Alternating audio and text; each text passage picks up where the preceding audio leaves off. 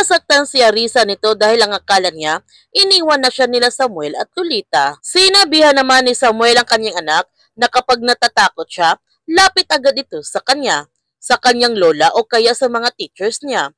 Sasamahan nila ito o kaya gawin niya yung tinuro sa kanya ni Tita Agnes. Nagustuhan naman ni King si Agnes dahil sa kabaitan nito. At gusto pa nga niya na maging asawa ito na kanyang ama. Sinabi ni Samuel sa kanyang anak na may asawa na kanyang Tita Agnes. Naghihinayang naman si King nito. Pero pakiramdam ni King na si Tita Agnes ang anghel na nag-save sa kanya noon. At sana si Tita Agnes na lamang ang kanyang ina. May ibinigay si detective kay Johnny ng isang cellphone. Na-retrieve nila ito sa location kung saan nakidnap ang anak ni Samuel. Pabuksan niya ito at baka makahanap siya ng substantial evidence. Nagpapasalamat naman si Johnny sa ibinigay sa kanya ni detective dahil malaking tulong ito sa kaso.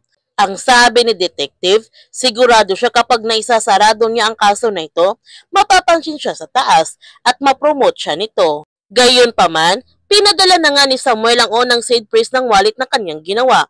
$15 million ang laman nito. Ito ang down payment niya. Makukuha ni Roldan ang iba pang pera basta ibibigay nito sa kanyang hinihingi. Naiinis naman nito sina Roldan at Jacob sa ginawa ni Samuel. Kaya sinabihan ni Jacob si Roldan na pumayag na ito. Natirahin na nila si Samuel. Dapat hindi nila hinahayaan si Samuel na bastusin sila nito. Ang sabi ni Roldan, paano kung tutuhanin ni Samuel ang kanyang banta na magpakamatay siya?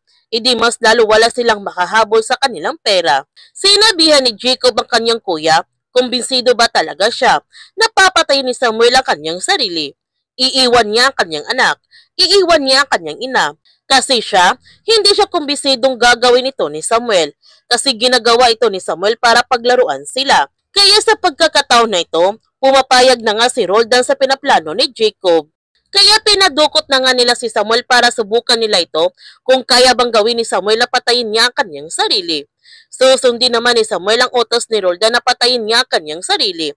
Dahil baka sinusubukan lang siya nila Roldan, hindi nila i-erase na mawala ang pagkakataon na makuha nila ang pera.